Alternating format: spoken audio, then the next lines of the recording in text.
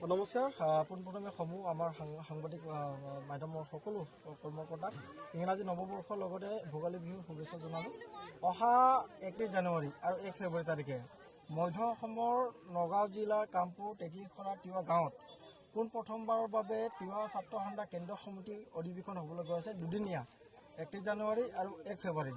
31 জানুৱাৰী তাৰিখে আমাৰ যিটো নেকি প্ৰতিনিধি সভা আছে, অসমৰ বিভিন্ন জিলাৰ আমাৰ যিসমূহ প্ৰতিনিধি আছে, জিলা আছে, আঞ্চলিক আছে, শাখা সমিতি আছে।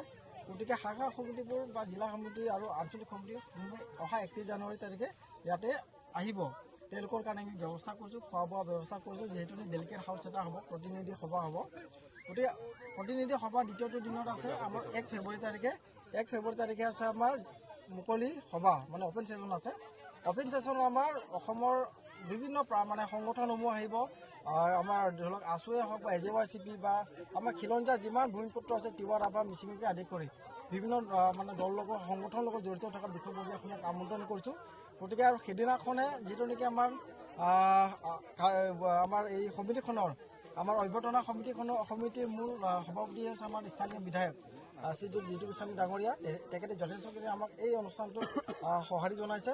গতিকে তেখেতেও থাকিব। আৰু অহা 1 ফেব্ৰুৱাৰী তাৰিখে আমি প্ৰায় 10,000 to 15,000 মানুহক আমি খাদ্যৰো ব্যৱস্থা কৰিছোঁ। গতিকে সকলোকে দলে বলে আহি কেনে যিহেতু নেকি এই তেতিখৰা গ্ৰান্টৰ পোনপ্ৰথমবাৰৰ বাবে হ'বলৈ গৈ আছে, তেতিখৰা গ্ৰান্টৰ ওচৰে পাছৰে যিমান ৰাইজে আছে উৎফুল্লিত হৈ আছে। গতিকে সকলোকে পুনৰবাৰ মই সদৌ ছাত্ৰ সন্থা কেন্দ্ৰীয় সমিতিৰ সাংগঠনিক সম্পাদক হিচাপে আমন্ত্ৰণ কৰিলোঁ 1 ফেব্ৰুৱাৰী আৰু 31 জানুৱাৰী তাৰিখে। ধন্যবাদ।